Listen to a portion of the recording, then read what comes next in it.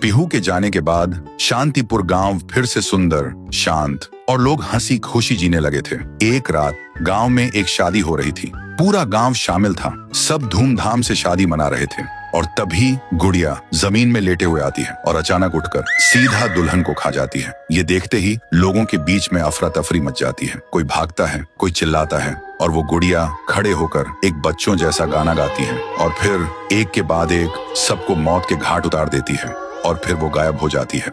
गांव फिर से कांप उठता है। सुबह सब लोग इकट्ठा होते हैं और कहते हैं वो भूखी लड़की वापस आ गई है। इस बार एक गुड़िया बन के लोग घुटनों के बल गिर जाते हैं और रो रो कर कहते हैं, हे भगवान हमें बचाओ। तभी गांव का मुखिया आता है और गुस्से में कहता है, चाहे वो कोई भी हो, है तो एक गुड़िया ही ना। आज रात मैं उसे खुद गांव से निकालूंगा। फिर रात के ठीक 2:30 बजे मुखिया अपने 2 चेलों के साथ गांव के बीच खड़ा होता है और फिर वही धुआं छा जाता है और वही आवाज,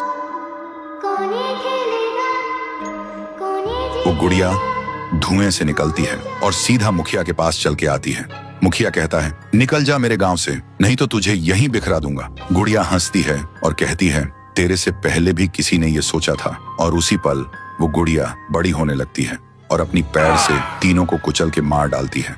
सुबह जमीन पे सिर्फ खून के धब्बे रह गए थे, लाशें जैसे हवा हो गई हो। लोग समझ गए ये कोई आम गुड़िया नहीं, इसके अंदर कुछ और ही शक्ति है। तभी गांव की एक बूढ़ी औरत कहती है, इस गुड़िया को हम गांव से नहीं निकाल सकते, इसे तो सिर्फ पीहू ही गांव से निकाल सकती है। फिर सभी लोग उसी जगह जाकर खाना रखते हैं और दिल से पीहू को पुकारते हैं, भूखी देवी वापस आइए, गांव को बचाइए।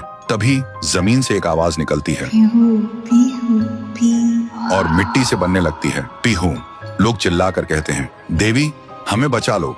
फिर रात होती है। वो गुड़िया गाना गाते हुए आती है, लेकिन अचानक पीहू उसके सामने आ जाती है। गुड़िया रुक जाती है। पीहू उसे पकड़ने जा रही होती है, लेकिन गुड़िया हवा में उड़ जाती है।